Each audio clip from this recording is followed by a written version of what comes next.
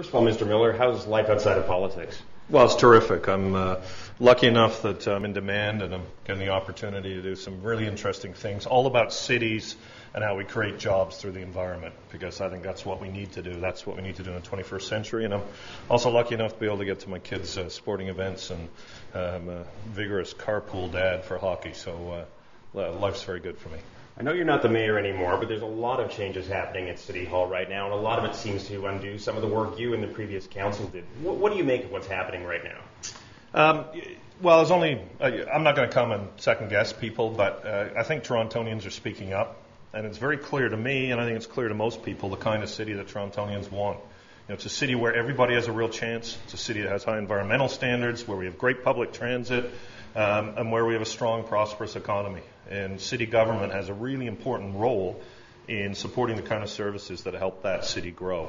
And, I think that's why people have been speaking up recently, because they were concerned that Toronto wouldn't be that way. If you do things like close libraries, you really hurt the opportunity for young people to get an education and have a real chance. And that's not a Toronto value. And in a city, that's half newcomers, those public services are essential to making sure everybody has a chance. And that's the kind of city I always believed in. That's why we invested in those public services. And I firmly believe that's the kind of city Torontonians value and want. The current mayor, in particular on the waterfront, had suggested that things weren't getting done fast enough. There was an attempt to throw away years of planning, and obviously they backed down at the last moment. What do you make, though, of the fact that a lot of that waterfront planning just about went out the window, and there isn't necessarily a cohesive plan for some of those portlands at the end of the day? Some things that the public sector does take a very long time to plan. Our Transit City transit plan, for example, moved fairly quickly because it was very important to me. But it takes years to do the necessary environmental assessments. And that's why it's important that these strategies continue and not always get canceled. And we've seen it in Toronto before. Conservative government got elected and stopped the Eglinton subway. And we're just now building the Eglinton LRT as part of Transit City. It's the first phase. And we in my view, we shouldn't change these plans once they're underway, because it takes years and years and years to do the work. The same thing on the waterfront. And one of the reasons it took a long time was they had to do hundreds of environmental assessments under provincial law.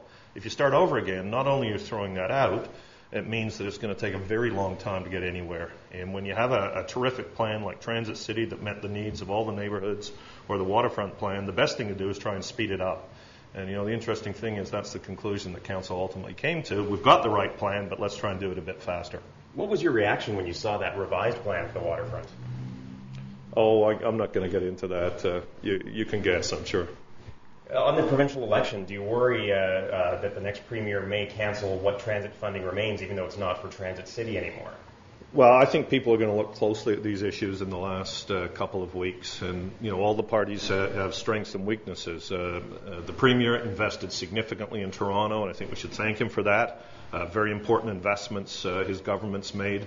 On the other hand, he deferred the Finch LRT, which resulted in people in Jane Finch and Rexdale not getting transit, and they probably won't for another 20 years unless they speak up very loudly. The NDP has promised to return to the Bill Davis funding formula, the province sharing the operating subsidy for the TTC. That's a huge issue. If you want great bus service in this city and great subway and streetcar service, that's the way to do it. That's why Bill Davis, David Peterson, and Bob Ray supported it, and it might be a minority government. The Conservatives, on the other hand, Mr. Hudak, has said he's going to stop uploading the costs from municipalities, which reminds all municipal leaders of Mike Harris, because he was the one that downloaded it. And I don't think we want to see a return to that, because we know what happened then. So I think people will start paying attention over the next couple of weeks, and these are certainly some of the issues from a city perspective that they'll be looking at. When the new council came into place, some councillors who would have traditionally supported you in the past were voting with the new mayor and sort of undoing some pieces of your legacy. Do you think the pressure that might have been on them is going to disappear as we've seen the public sort of backlash, I guess, against some of the decisions coming out of City Hall? Well, the only place I'd be critical is there were a number of members of council who'd served a long time who knew that the city could not afford to cancel taxes and freeze taxes. They knew it. They'd seen the budgets, And it's not like a provincial or federal government. Everybody shares the same information at City Council. So all of the councillors who'd been there before, whether they voted with me a lot or didn't, knew the situation of the city. And their vote last year to cancel a tax and freeze other ones has caused the fiscal challenges the city has. And I think their constituents should say to them, you knew better. You knew better than to freeze these taxes and cancel that one, because you knew the city's books and you knew that you couldn't afford it. And people are certainly speaking up now about services, and I'm not surprised. People value those services and they want to live in a vibrant, interesting, exciting city.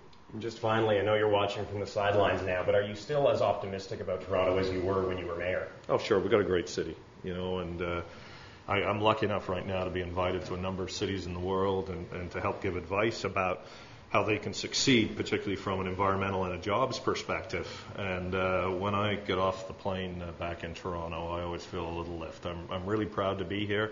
And yes, if we do make deep cuts to things like libraries, and if we don't build Transit City, and if we keep in place these cuts, we're going to have some real problems, and Torontonians won't want that kind of city. But I'm optimistic because Torontonians are going to speak up. They know the kind of city they want. We're already seeing that. And if people work together, they can continue to make this city tremendous. Any outsider's advice for this mayor and council? Absolutely not. Thanks so much for your time. It's a pleasure. Great to see you. Yeah, it's a pleasure.